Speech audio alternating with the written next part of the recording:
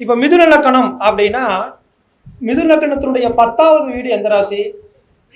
மீனராசி. அது காலபுருஷனுக்கு எத்தனாவது வீடா வருது? 12. காலபுருஷனுடைய 10வது வீடு எது? மகரம். அப்ப மிதுன லக்கணத்துக்கு மகரம் எத்தனாவது வீடா வருது? 8. அப்ப ஒரு பாவம் இங்க 8ஆகவும் ஒரு 10வது பாவம் இங்க 12ஆக வருது. நல்லா ஞாபகம் வச்சுக்கோங்க. மிதுன லக்கணத்துல பிறந்தவங்க ஆபத்தான இடங்கள்ல வேலை செய்யறாங்க. அத மாடி மலை மேல நின்று வேலை செய்யறாங்க, மாடி மேல நின்று வேலை செய்யறாங்க, ரொம்ப அக்யூட்டான இடங்கள்ல மிஷின்ல அடிபடக்கூடிய இடங்கள்ல வேலை செஞ்சாங்க அப்படின்னா நிச்சயமாக அவருடைய விரல், அவருடைய கை கால்கள் நிச்சயமாக பின்னமாகப்படும். அவங்க மேல இருந்து கீழே விழுந்துருவாங்க. இது ஒரு விஷயம். இப்ப இவங்க ஏதாவது சொந்த தொழில் செய்யறாங்க அப்படின்னா நீங்க நல்லா பாருங்க. இவங்க தொழில் செய்யக்கூடிய இடத்துல தொழில் ஆரம்பிக்கப்பட்ட அன்றைய டேட்டுக்கு முன்ன பின்ன பார்த்தீங்க அப்படின்னா பக்கத்துல ஒரு துக்க சம்பவங்கள் நிச்சயமாக நடந்திருக்கு. யாராவது ஒருத்தர் இறந்துருக்காங்க.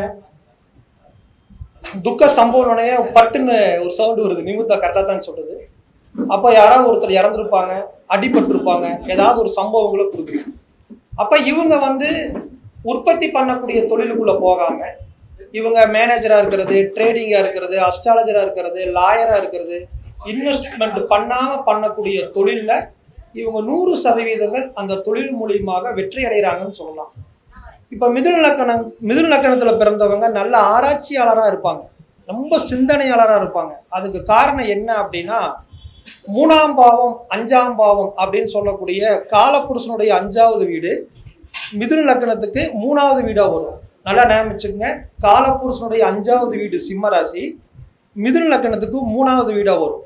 அந்த இடத்துல கான்சியஸ், சப்கான்சியஸ் ரெண்டு, மேல் மனது ஆள் மனதுன்னு சொல்லக்கூடிய 2 பாவங்கள் இணைகிறதுனால இவங்க ஏதாவது ஒரு துறையில மிக மிக வல்லவர்களாக, சிறப்பானவர்களாக, எல்லா விஷயத்தையும் கிரகித்து கொண்டு எப்பேற்பட்ட சூழ்நிலைகள் வந்தாலும் கூட அதிலிருந்து தன்னை பாதுகாக்கிறது, தன்னை நாடி வந்தவங்களை பாதுகாக்கக்கூடிய தன்மைகள் இந்த மிதுன லக்கணத்துல பிறந்தவங்களுக்கு இருக்கு.